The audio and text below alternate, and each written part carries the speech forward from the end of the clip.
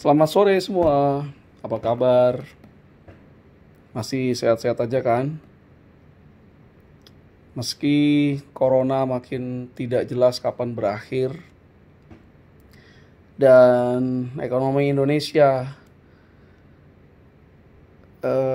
kayaknya akan menghadapi kondisi resesi, tapi kita tetap harus semangat berusaha yang terbaik dalam menghadapi kondisi seperti ini.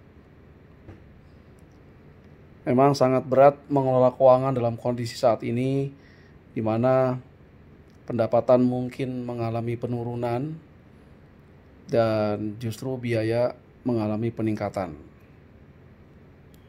Kemudian juga kita dengar bahwa banyak sekali terjadi penipuan keuangan.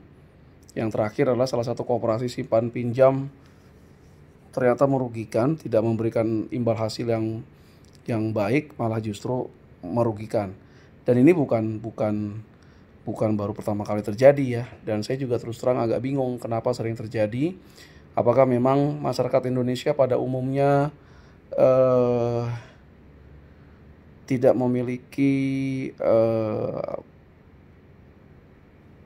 literasi keuangan yang baik, atau mereka betul-betul buta sama sekali tentang keuangan dan investasi sehingga dapat dibodohi lah atau ditipu oleh orang lain. Dan sebetulnya secara akal sehat, tawaran-tawaran investasi tersebut terus terang saja tidak masuk akal gitu ya. Misalnya dia bisa memberikan katanya bunga gitu 4% atau 5% per bulan, atau sama dengan 60% per bulan lah kalau kita tidak compounding. Sedangkan deposito sendiri mungkin hanya memberikan 6%, itu juga sebelum pajak. Pajak atas bunga deposito atau bagi hasil deposito syariah adalah 20%. Jadi kalau 6% per tahun berarti hanya 4,8%. Tapi tetap saja masih banyak yang terjebak dalam hal tersebut.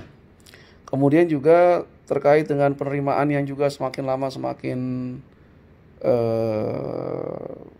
sulit untuk diprediksi, karena juga perusahaan-perusahaan juga sudah mulai melakukan pengetatan, ada yang motong gaji dan segala macam. Maka apa yang harus kita perbuat agar tidak membuat keuangan keluarga atau keuangan kita menjadi lebih buruk? Kita tetap bisa menjaga konsumsi kita pada level yang sebelum krisis, ataupun ketika terjadi penurunan juga tidak terlalu drastis penurunannya. Kita masih bisa menjaga asupan gizi makanan, karena itu juga yang dibutuhkan untuk menjaga imunitas dari kondisi saat ini yang sebetulnya sangat tidak mengenakan dalam hal kesehatan. Ada pandemi corona juga, jangan lupa demam berdarah juga, ini sebetulnya masih menjadi momok di Indonesia, demam berdarah. Tahun ini demam berdarahnya tertutupi informasinya, beritanya, karena adanya pandemi corona ini. Jadi hati-hatilah melakukan pengelolaan keuangan pribadi Anda, pengelolaan keuangan keluarga Anda. Jangan sampai Anda menjadi lebih buruk kondisinya pada saat ini dan sesudah dan di kemudian hari. Jangan menumpuk hutang dan yang tidak diperlukan misalnya. Nah, berarti memang Anda dan saya juga harus terus belajar tentang literasi keuangan agar segala macam tujuan-tujuan keuangan yang kita terapkan untuk diri kita, untuk keluarga kita, untuk anak kita nanti itu dapat tercapai. Oke? Sekian dulu dari saya. Terima kasih. Assalamualaikum.